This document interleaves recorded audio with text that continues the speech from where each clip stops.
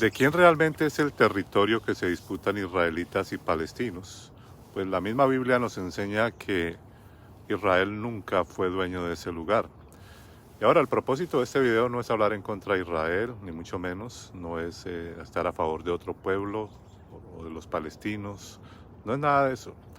Es sencillamente hablar un poco de la historia bíblica en donde se nos explica que ese territorio ni siquiera perteneció a ellos en ningún momento y que la forma como ellos tomaron ese territorio tampoco fue la adecuada. Y claro, obviamente los seres humanos, y sobre todo los que están en el ámbito religioso, lo ven como algo de fe, lo ven como algo positivo, pero creo que hay que mirar el asunto desde otro punto de vista y entender que allí nos están enseñando una historia que va en contra de lo que debería ser tener posesión de un territorio. Así que vamos a explicar un poco cómo fue esta historia y por qué Israel en algún punto llegó a tomar ese territorio. Para entender esta historia tenemos que remontarnos en el libro de Números capítulo 13, allí está toda la historia, pero antes de llegar a ese punto en donde envían 2 espías para mirar qué era lo que había en esa tierra que este Dios les había prometido, es mirar la historia atrás, ¿no? Supuestamente el pueblo de Israel, un pueblo sufrido, porque obviamente si usted mira toda la historia bíblica, se le da una promesa a Abraham, que yo no sé por qué le llaman una promesa, si eso fue un calvario, ¿no? Que su pueblo estaría 400 años esclavizado, o sea, en cierta forma, pero que él los liberaría, entonces que él mostraría su poder. Y sí, según eso, pues se cumplió, salieron de Egipto, estuvieron esclavos allá por muchos años, y entonces salen más o menos un promedio de 600 varones israelitas con sus familias. Aquí estamos hablando de más de 1.500.000 más o menos si contamos esposas e hijos. Pero lo que me quiero concentrar aquí es que eran solamente 600.000 varones. Entonces su Dios les hace una promesa y les dice que ellos van a ir a un sitio, una tierra que fluye leche y miel. Pero en ese transcurso de tiempo nunca les dice que esa tierra ya estaba habitada. Nunca se los dice. Solamente les dice, les habla de lo bonito, de la productividad de esa tierra, les habla de, mejor dicho, de un paraíso, pero nunca les dice que estaba fortificada, que había ciudades allí, que había habitantes. Entonces cuando llegan a ese lugar, mandan a 12 espías, y entre esos Josué y Caleb, y entonces ellos regresan con un informe. Ese informe no era muy positivo entre los otros 8 espías, ¿no? Ellos dijeron, no, eso está terrible, allá tienen un pueblo muy poderoso, hay gigantes prácticamente, son ciudades muy fortificadas, definitivamente allá no vamos a poder nosotros hacer absolutamente nada. Pero entonces saltaron Josué y especialmente Caleb a decir, no, nosotros sí podemos hacerlo. Y bueno, ahí se crea una división entre ellos. ¿Y qué pasa por esa división? Pues las consecuencias no se hicieron esperar. Entonces su Dios se enoja porque estos otros no estaban con la fe suficiente y entonces envía plagas para que ellos mueran durante 40 años, los manda en el desierto, envía plagas para que vayan muriendo los hijos de estos que se opusieron, iban a pagar las consecuencias, imagínese usted, y entonces prácticamente aniquila a casi el 90% de las personas que salieron de Egipto. Entonces uno se pregunta, ¿cuál fue la finalidad? Y acá no estoy en contra de Israel, estoy a favor de un pueblo que fue sufrido, según esta historia, porque pasa 400 años esclavo con los egipcios, según esa historia. Aparte de eso, van a un desierto. Les hablan de una libertad y de un sueño excepcional donde van a encontrar una tierra maravillosa que fluye leche y miel, y se encuentran con que está habitada, que está fortificada por el pueblo de Canaán. Ahí vivía el pueblo de Canaán. ¿Y quién es el pueblo de Canaán? Ya lo voy a explicar ahora en un momento. O sea, nunca les explica eso, entonces es obvio que después de tanta tensión, de tanto estrés, unos dijeron, bueno, miramos los números, pues somos menos que ellos, etcétera. Y pagaron las consecuencias, ¿no? Por haber desobedecido, por no tener la fe suficiente después de todo el calvario que vienen pasando y destruye casi a toda esta población. Y ahora miremos una conversación que tiene Moisés con con su Dios. En esa conversación Moisés le dice, pero ¿por qué vas a hacer eso? ¿Por qué vas a irarte contra este pueblo? ¿Qué van a pensar los egipcios? O sea, van a decir que que lo sacaste de allá para que ellos tuvieran un mejor futuro y entonces ahora vas a aniquilarlos. O sea, imagínense usted un ser humano tratando de persuadir supuestamente a alguien que está más avanzado que él.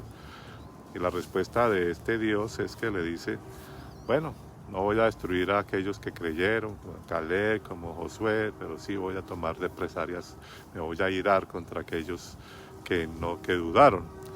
Y entonces enviaré plagas mortales contra ellos y andarán 40 años en el desierto y sus cadáveres estarán allí y sus hijos los verán hasta que se consuman. Bueno, unas cosas terribles que uno dice, wow. O sea, qué mentalidad, ¿no? Y uno se pone en los zapatos de ese pueblo que pasaron necesidades tan difíciles y ahora les promete algo y llegan allá y no resulta que no hay que ir a pelear, hay que ir a matar personas. Después de que noten ustedes, les había dado los mandamientos de que no matarás, después les dice que vayan y maten a los que están allá, que peleen y maten, que lleguen y entren en una guerra. Entonces es una gran contradicción. ¿Está enseñando a respetar la vida de otro ser humano? ¿O es que los que estaban allá, los cananeos, no eran seres humanos? Entonces, es algo realmente para meditar. Pero volviendo al punto, entonces, después de que cumple su promesa de aniquilar a casi todos los que salieron, uno se pregunta cuántos hombres habían para llegar a poder pelear, ¿no? Entonces, después viene la batalla de Jericó y bueno, allí toman el control sobre este pueblo.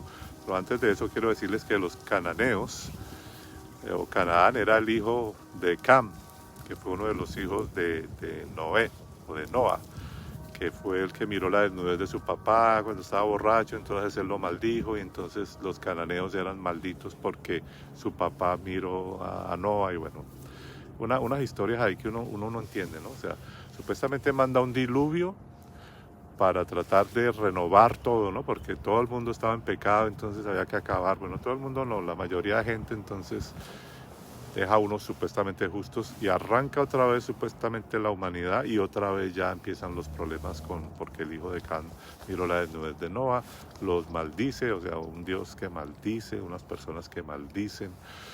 Y entonces porque estaban malditos, pues entonces parece que esa era la razón por la que no podían estar en ese territorio, pero el hecho es que estaban ahí, llegaron primero, eran los originales, habían hecho ciudades, estaban ahí viviendo por mucho tiempo. Entonces, ¿qué llegaron? Llegaron unos extranjeros que no conocían, entran en guerra con ellos, le quitan ese territorio, me imagino que ahí murieron niños, murió mucha gente, mejor dicho, algo difícil. Y entonces tomaron control, ok, listo, tomaron control y sí, se demostró entonces, según esa historia, que hubo un poder allí que ayudó y todo eso. Pero ¿qué tipo de poder realmente ayudó? Alguien que realmente puede ser bueno, alguien que realmente tiene el corazón de respetar la vida del ser humano, alguien que no estaría realmente en guerra.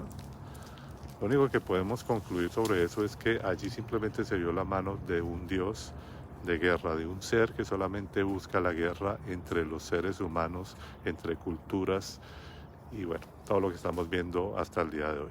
Entonces solamente quiero concluir con esto. Eso demuestra que ese territorio le pertenecía a los cananeos. Hayan sido como hayan sido, les pertenecía a ellos, llegaron primero. Yo me pregunto por qué un supuesto Dios poderoso no le da un territorio que fluya leche y miel, que sea virgen, que ellos lo vengan, lo cosechen por primera vez, se sientan a gusto después de todo lo que han pasado en Egipto, etcétera. No, ¿por qué les da un sitio que ya está habitado y lo lleva a confrontarse con otro pueblo, lo lleva a la guerra, lo lleva a matar a otros seres humanos cuando les había dado los supuestos mandamientos de que no matarás? Entonces, son una serie de contradicciones allí que no tienen ningún fundamento y que lo único que yo puedo decir de esta historia es que este pueblo simplemente fue un invasor, ¿no? Porque vino y le quitó ese territorio a los cananeos.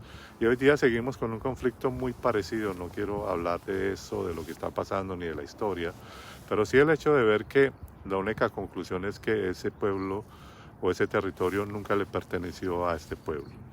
Y vuelvo y hago énfasis que no estoy en contra del pueblo de Israel, al contrario, me parece que si esas historias llegasen a ser ciertas, los veo más como víctimas de un ser extraño, de un ser que tiene una personalidad iracunda, de un ser que dice que no maten pero los manda a matar, de un ser que se contradice y de un Dios completamente de guerra que ha metido en ellos y en la humanidad ese chip, como decirlo así, esa mentalidad de estar completamente en guerra. Así que es un ser que no quiere la paz, que solo quiere la guerra. O sea que supuestamente esos cananeos no eran creación de él, no eran hijos de él. Son muchas cosas que podríamos decir en este video, pero no nos da tiempo. El hecho es que esa es la realidad, que ese territorio nunca le perteneció al pueblo de Israel. Bien, lo dejo en este punto. Si te gustó este video, compártelo en las redes sociales y no olvides, como siempre, suscribirte a mi canal de YouTube. Nos vemos en próximos videos.